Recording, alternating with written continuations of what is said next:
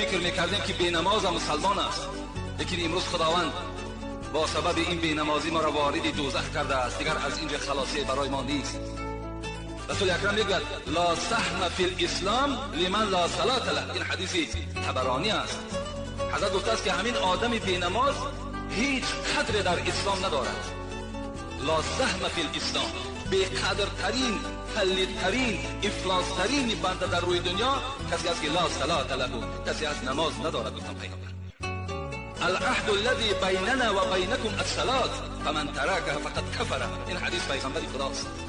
من عهدی که با شما کردم ای امتی مسلمان، پیغمبر میگوید همون عهدی من، پیمانی من با شما آن زمانی هست، آن زمانی من پیغمبری شما هستم، آن زمان شما امتی من هستید که در بینتون نماز داشته باشید.